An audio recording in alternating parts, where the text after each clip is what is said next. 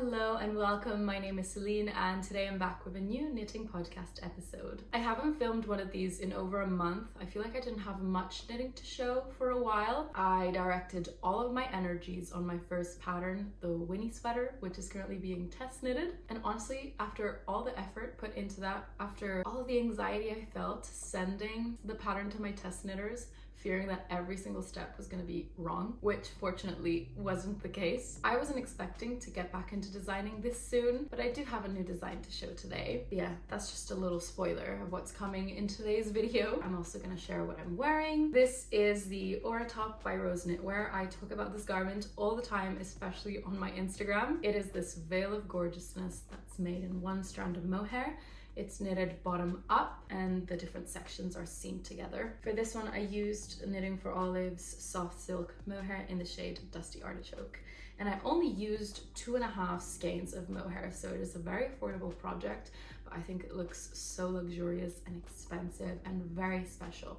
Something that you just don't see everywhere and will definitely turn a lot of heads. I must not forget to mention that this past weekend I hosted my very first in-person knitting group in Hyde Park in London, and it was honestly the best day ever. I have a few vloggy bits of that. My friend Nattie was also visiting, so we sat down together to go through the projects that she has on her needles currently. Be sure to stay tuned for that at the end of the video too. And yeah, with that being said, let's jump into my finished objects. The first one I'm so excited about, and it is the Honey Bucket Bag by Petite Knit.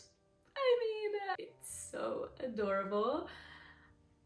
I cannot deal. I used 2 different yarns for this. The main strand is the hand-dyed raw work 2-ply, and I held it with the Knitting for Olive soft silk mohair. I think it was 2 podcast episodes ago that I had completed the base of the bag and I'd mentioned I gave the honeycomb brioche stitch a go and it didn't go very well. I had knit a brioche sweater years ago and I remember the process hadn't been very smooth, so because of that I went into this quite fearful. I ended up following the videos that Petite Knit includes in the pattern listing page. But yes, this was an absolute pleasure to knit. I love the honeycomb brioche stitch. It's so plump and thick. It's perfect for a bag. One thing is that it is quite hard on the hands. I did have a little bit of pain. It is extremely satisfying to work up, but it's a bit painful. The pattern calls for a 2.5mm needle, but I used 3.5 because I don't have 2.5s, but also because I knit quite tightly, so I knew that that was gonna make up for it. Also, since this isn't a garment that has to fit me perfectly, I didn't really mind if the gauge was slightly off. I didn't even gauge swatch. I'm not sure if it's similar to Petite Knits or not, but listen, I reckon it's pretty tight despite me sizing up with my needle. I thought it was quite interesting that the pattern gives you the option of working this in the round, so with no turns or with turns. I opted for the turns because it said that in some yarns, not turning might cause the fiber to slant, which I'm not really sure what that means, but I assumed that it wasn't something that I wanted, so I did go ahead with the turns, which also meant I didn't have to purl, which is nice. I think that's what made it really enjoyable for me, was that I didn't have to purl. The way you work this bag up is you cast on a couple of stitches at the center of the bag and then create increases. You knit up the sides of the bag with honeycomb brioche stitch, then you create a drawstring casing. My favorite part is the double folded edge, which is honeycomb brioche stitch on the outside and then stockinette on the inside. Like most pieces that are knitted bottom up, it's hard to predict how much yarn you're going to need. So yes, I did run out of the main strand, so I ended up working the inside of the edge with 2 strands of mohair instead. I actually think that having the inside a bit fluffier and a slightly different texture and shade is quite cute. Just something to note is that when you work honeycomb brioche stitch in the round, it will create a seam at the beginning of the round, which honestly, I don't mind. I think it makes it look a little bit more store-bought, which I like that. Overall, I think the design of this is flawless. It's honestly perfection. Like even the drawstring casing is gorgeous. So you create I-cord strings that you feed through the casing. So you see, this is what it looks like on the outside and even on the inside. Then you obviously have the eyelets through which you feed them. You create a little pocket for the strings, which I think is genius. Look at this mechanism, you know? It's perfect. The only issue with this is that the I-cord strings are quite stretched because you're constantly tugging on them. Also, I've just finished it. I've not done this that much and they're already a bit too long. I don't think they're meant to be this long. So I think I might just unravel some to make it a bit shorter. So that's the only thing. And I wonder if there is some way of avoiding this. Let me know if you can think of any solutions to this. Also, it is recommended to line the inside of the bag, which I haven't done. I don't think I will, just because I don't intend to wear this outside. And yes, I'm so chuffed with this piece. It's so gorgeous and special. I loved the construction. And if I could put this in my petite knit ranking video, I would put it in the superb category because it is the most incredible accessory I've ever knitted. It is so perfect and cute. Look how cute it is. The next finished piece I had begun in my previous podcast, so I'm very excited to share the completed garment, and it's the Sweet Fay cardigan by Moonchain. This is crochet. I do like to include the odd crochet piece that I make, despite this being a knitting podcast. I feel like that's nice and fun for a change. This was my second test for Amanda, and as usual, I have the best time making her patterns. They're so gorgeous, feminine and classy. This one is an overall lace made in this beautiful floral pattern. I used one strand of Knitting for Olives pure silk in the shade Putty, and I'm so glad I did because look at that drape. So I've just put it on my arm to show you a bit better, but it has little ties to tie at the front. I'll also put a video on the screen, and I quite enjoy wearing it backwards just because it showcases the floral motif even better at the front. I quite like doing that. For some reason, when I first saw this design, I thought it was going to be quite simple to work up, but it's definitely one of the hardest crochet pieces I've made, I would say. Each flower is meant to have 6 petals, but I definitely have a couple that only have 5. Like this one has 5 petals. Whoops. The construction for this is you create the back panel and the front panels individually, and then you seam them together, and then you work each sleeve in the round. I decided to slightly modify it and opt out of a cuff. I just really liked how the pattern naturally flared out. I think it creates this really cute bell effect. It is the daintiest piece I have in my wardrobe, and I cannot wait to wear it this summer at the beach. It's going to be so perfect. What I love about Amanda's patterns is that they are made to measure, so they're extremely size inclusive. Personally, I really relied on the stretch of pure silk, so I made it slightly too small. I stretched it so hard when I blocked this, and fortunately I can fit it, but I think I could do with a little bit of extra ease, but that was just my mistake. It still fits really well, and I know that I will wear it to exhaustion this summer. Onto the works in progress. This next one is my very impromptu cast on from a couple of days ago. It's my own design. It is the quickest knit of my life. It is made on 12mm needles, and it is the most severely oversized cardigan you've ever seen. Let me put it on quickly because I feel like it's hard to show what it looks like just holding it up. So keep in mind this is not finished. I still have a cable attached to the hem because I want to line it with I-cord, but this is pretty much what it looks like. As you can see, it's the drapiest dream ever. I made it in the mohair that I received as a gift from Hobby. I also used drops mohair that I had in stash. I was holding 5 strands of mohair at all times, but I will be making a second sample in 1 strand of mohair. I'm obviously conscious that 5 strands is quite a lot, so I would love to provide the option of choosing the amount of strands that you use for the garment. And I also think that the look will differ if you use 1 strand or obviously 5 strands. So I cannot wait to make that 1-stranded version of this. I think it will look so magical. And yeah, it's so fun and cute, I think. I'm so happy with how it's turning out. Obviously this is the first sample of this design, and I definitely know that I'm gonna have to make the back panel not as wide because it's way too wide. I'm so happy with this design. 5 days ago, I had no idea it was going to exist. It just came into my life unannounced, and it was so organic the way it just happened, and I cannot wait to finish it today. And I just really like the look of the clean neckline, so I'm going to line it with I-cord here rather than opting for a ribbed button band. I'm also not necessarily too keen on adding buttons. I feel like the wrap look is more of what I'm envisioning. It was really fun to arrange the strands of mohair differently in different sections to create this array of colors throughout the design. That's so fun. So for example, in this section, I held 2 strands of pink, 1 purple, 1 yellow, and 1 green. Here I had blue, green, purple, pink, and yellow. The way I've constructed this is top down, so you cast on at the top of the back to create part of the back panel, then you pick up stitches for the right and left shoulders. I've included some German short rows. There's also the V-neck shaping. Then I've added huge balloon sleeves, and I'm going to be finishing it off with some I-cord edging. Yes, I'm very excited to create the pattern, and be on the lookout on my Instagram for the test call.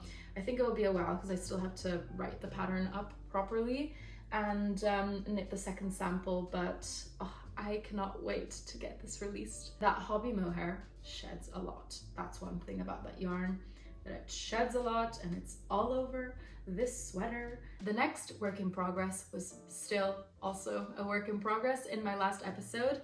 It is the Northland Sweater by Petite Knit. I mean, I had finished it. I'm making this for my boyfriend, but when he tried it on, the body wasn't long enough, so I had to rip it back and add some length, and I am literally knitting the ribbing. So it's basically finished, right? This is one of my favorite patterns for men. Once again, a Petite Knit one. I talked all about this in my Petite Knit ranking. I also made this for my brother last year, so I've mentioned loads of things about this pattern in my very first video, which was everything I knitted in 2023. And from that, you just can understand that I love this pattern. It's made in one of my favorite constructions, which is the top-down seamless saddle shoulder, which you have this really lovely band running across the top of the shoulder, and then it waterfalls into a nice sleeve cap. What's interesting with this particular one is that there aren't any German short rows for the shaping. Instead, you cast it on and you work flat in the beginning and create increases to create the shape of the neck, and then you later on join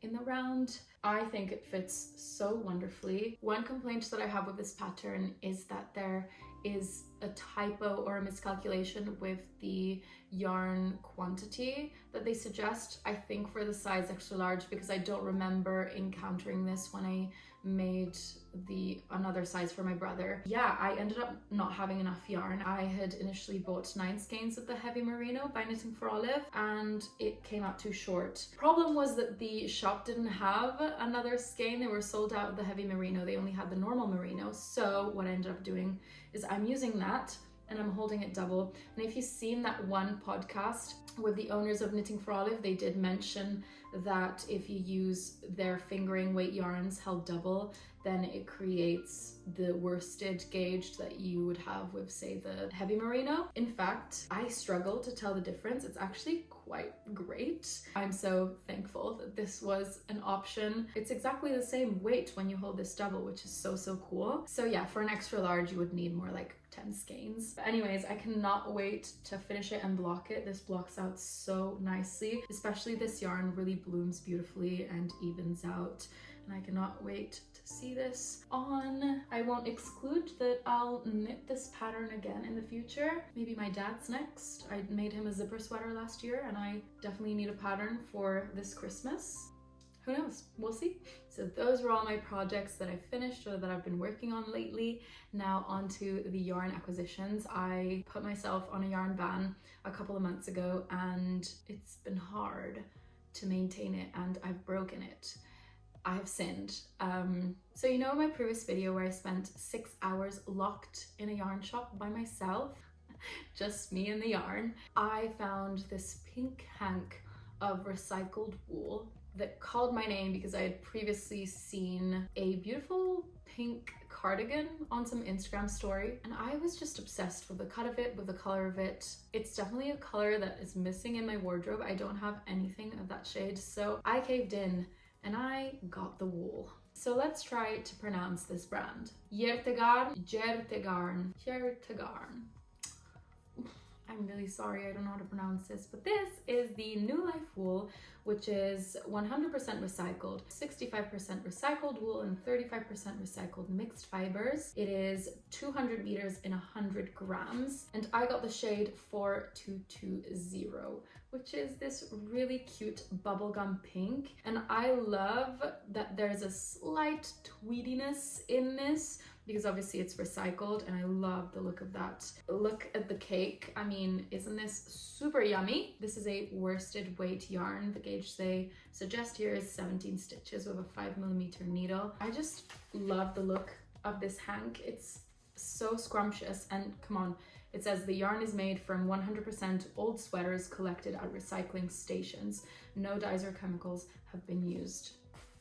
How can you not get it when you see it, you know? I'm so excited about this bubblegum pink. I also got some new shoes that are this buttery yellow, and then they have pink stripes, and I think a cardigan of this shade will look so adorable with that. I just can't believe I don't have a pink cardigan like this, because pink used to be one of my favorite shades up until 2 years ago. I was already knitting then, so I'm not sure what happened. It will make such a gorgeous piece. I'm not really sure when I'm gonna cast it on.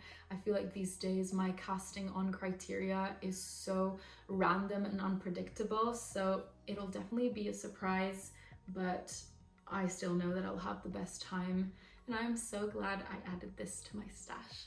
And that was all from me today. I'm now going to leave you to the mini vlog that I recorded on the day that we met up for the knitting club, and I'm also sharing the little sit down knitting chat I had with Nattie. Honestly, she's the cutest person in the world, so make sure to watch till the very end, because she is my soul sister and I could talk about knitting with her all year. So here we go. Hello. This is Nattie. Tell us about yourself. I have been Celine's friend for... We should count it. 15. We've known each I other just for think 6 of years. 6 years. And guess what Nattie does? I love knitting. Yay. So today we have a very knitty day planned. Also, when I'm in Nattie's presence, I speak Britisher. I don't know why, it's very contagious, and I just want to Britishize my accent. It's just a thing we do. speak in a lot of weird voices, I would say, when we're together. Yeah. So. So. This is a perfect example of it. I'm going to try and maintain my natural one, because it's just a bit obnoxious. And there you go, and I changed it again. Anyways, we're heading to the market. We're going to have lunch, and then I'm going to bring Nattie to Beautiful Knitters, because she's never been.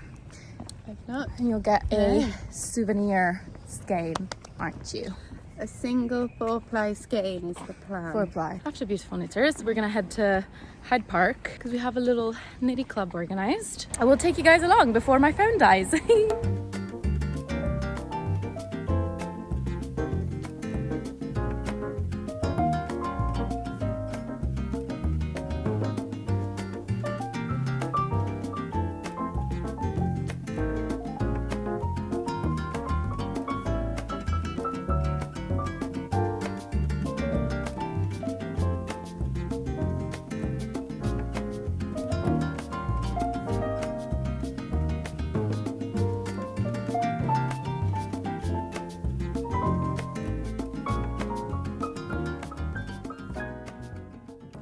What did you think about yesterday? I loved it so much. It was so nice. It was very nice. I really liked Pimlico, and then we went to Hyde Park. It was actually the best food day I've ever had. I've had in a very long time. It was the best food day. But yeah, I thought it would be fun to have Nattie on the little podcast and talk about her project. Yeah.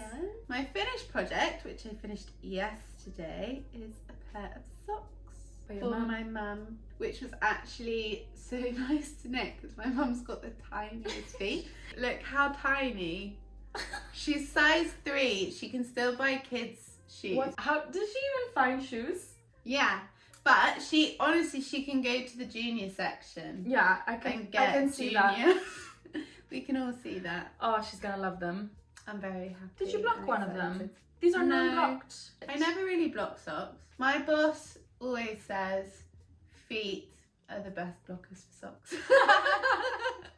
Those are wise words. They are wise words. The pattern is How I Make My Socks by Susan Anderson, and it's a very easy, like the most basic sock pattern. I think it was the first sock pattern I ever knitted from, and I just go back to it when I need an easy project. It's so easy. Is it cuff down? Cuff down, yeah. So you go cuff with the rib, work in stocking stitch, and then turn the heel, do the gusset. And this is a slip stitch heel, which I love the look of. Slip stitch heel. It just makes it so much more durable. And then it's 2x2 rib. Yeah, 2x2 ribs. So and cute. then Kitchener stitch on the toe, which I still think is magic. I know. Yeah. The fact you can like graft it literally, I just don't understand. It's just amazing. The yarn brand is Opal, and will message me the number and I'll put it on the screen. Yeah.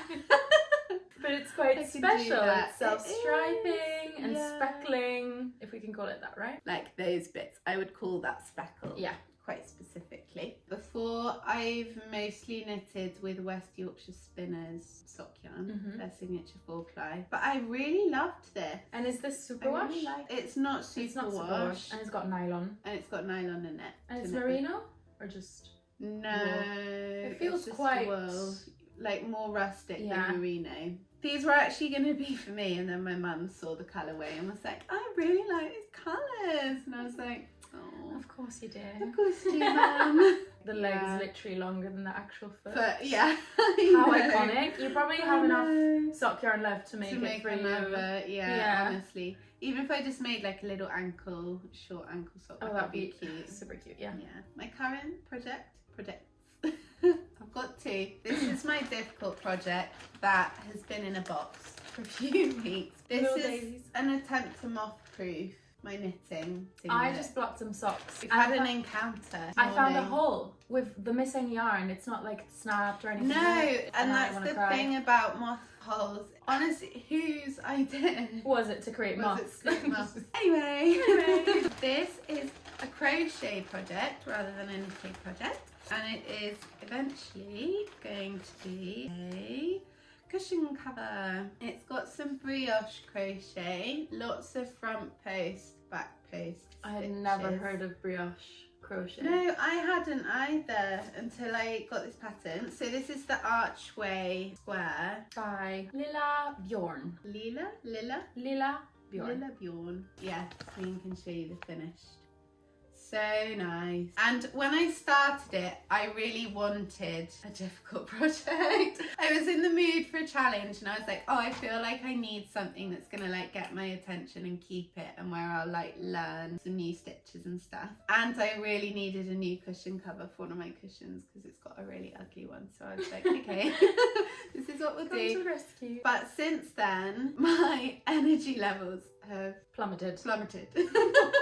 So you regret I really regret, and because I have slight, like, I don't know if it's quite OCD vibes, but it's like when I start a project, the fact that it's unfinished and it's sat waiting for me is distressing. Anxiety. Starting too many projects at once, I do it every time. This is that for me. It's been sat in a box. The yarn I've actually been really excited to work with for ages. We sell it in the store that I work in, but it's called BioBalance. And it's sports weight. It's a wool and cotton blend, but it's just really, really nice. Like it's got, so nice. Yeah, you can tell it's got wool in it, but it's so much lighter, and it is just a very like light, fluffy wool. Because of the cotton in it, it's really good for like, I guess for project for like around the house, but then also I would really love to make a summer garment. There's a sweater that I would really love to make. The pizza blouse. Pizza blouse? Pizza blouse. I need to make it. Oh, it's the Knitting for Olive one. Yeah. That is so cute. I love it so much. With all the eyelets. I love this combination. And it's so intricate and complicated. Like I can't even imagine how you can write a pattern for this. Honestly, or read one. Yeah.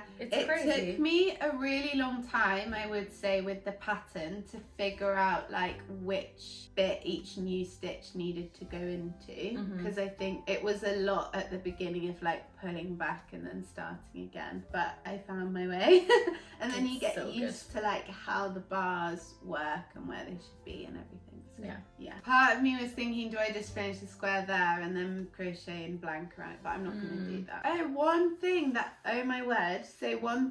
threw me off with this, I went to my friend's house and I left it on the table. She has a dog called Gus. He's a cockapoo.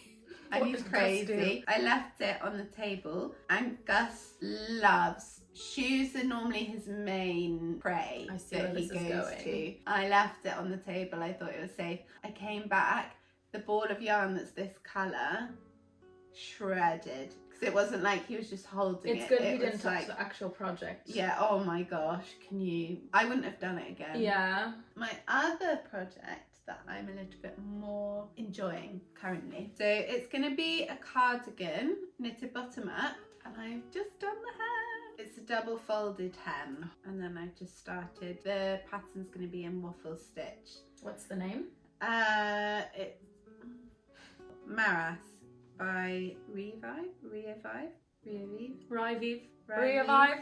Maras. Yeah, it's got waffle stitch and then like a shirt collar and buttons down the middle. I love the colour, it's so cute. I love that the hem is stockinette. Yeah, I love it's stockinette rather than rib. Double folded stockinette. Oh, so and I just think the texture is so like, it's quite stretchy and quite spongy and like comforting. I think the sleeves are doubled as well, but even if they weren't, I think I'd do the sleeve edges the same because it just feels so nice. So the yarn is recycled denim. The brand is Kremke Soul Wool. I think it's called Denim Reborn. It's so buttery. It is, right? Buttery is a good word. Yeah, it's buttery. So soft. It's slightly tweedy. You know, like sweatshirts that aren't new that you've worn, and it's like really comforting, soft cotton. That's what it feels like. I think it's gonna be a great summer / spring is ending now. I mean, it's not ideal, but like summer and autumn, like additional layer. Or I live by the sea, so I guess on the beach in the evenings. So I'm very excited about it, and I love working with the yarn. I feel like it's one of those yarns that works well with metal needles as well. Yeah, it slips on really nice. Yeah. There you go.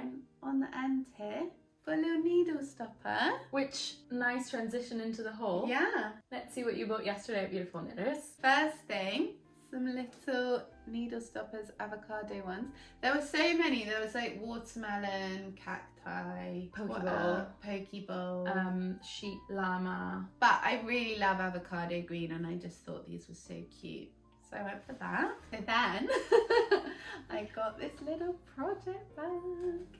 I think this fits a whole sweater. Obviously maybe not a super chunky one, but it does fit loads of stuff in it. I could see that. And it's so nice even if I'm not taking it, but just like to sit in my room. I always love little tote bags as a vase, so you put plants in it. Oh, well, obviously you put, you know, the actual pot. But yeah. I love the look of that. I think it's so really cute. I love a little basket. We also love plants. You got obsessed with plants at some point, and then I came to visit, and then I got obsessed with plants. But now I don't have as many. Yeah. But do you remember we used to film like singing videos in the jungle? It was literally a jungle, like behind. I'm gonna see if I can find those videos and pop a thumbnail of it.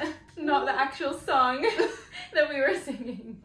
I know you belong to somebody new, but tonight you belong to me.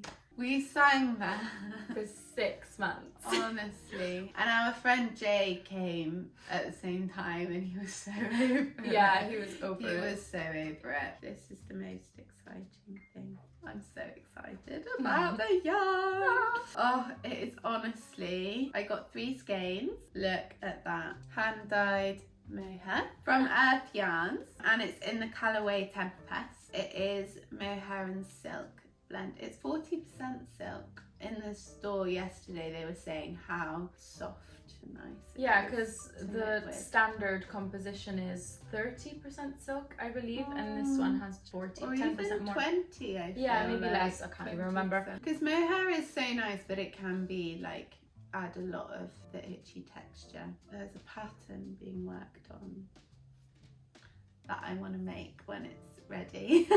I'm so excited. So it took a lot of self-control not to just start a project. It's also good we don't have a Swift here. How do you ever... I've done it sometimes, a couple times. I've had my mum help me when she was visiting. Yeah. So she would work on the winder and I'd be like...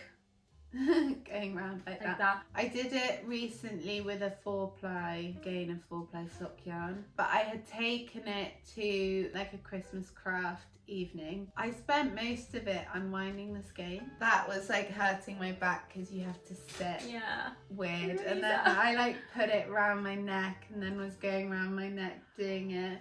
Nattie and I got into knitting at around the same time. Yeah. We went to Knit with Attitude in London. Do you remember? Yeah. So we went there and I got white yarn and she got a couple of hanks of orange and green. Orange and green. What did you end up making with that?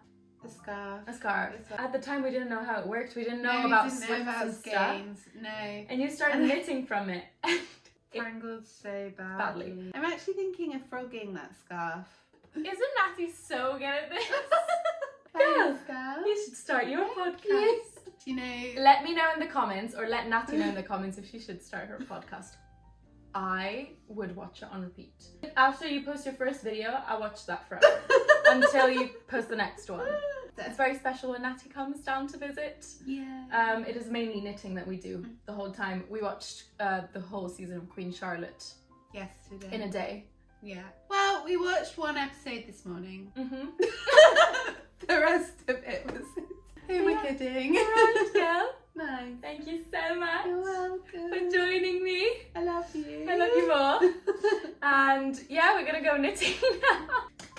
Yeah. Bye guys. This actually might be the end of the video, so we will do the actual ending of my videos. No. Thank you so much for oh my god, I'm doing the English accent. Thank you so much for sticking to the end of the video. In case you want to follow my creations more in real time, I leave my Instagram on the screen. Do you have a public Instagram, like an arty Instagram? No, you don't. I would like to make one. In case Nattie has made one in the meantime, I'll link it down below. And as always, I cannot wait to see you in the next video, and hopefully Nattie will join me for another one in the future. Yeah, that would be so fun. Bye. Bye.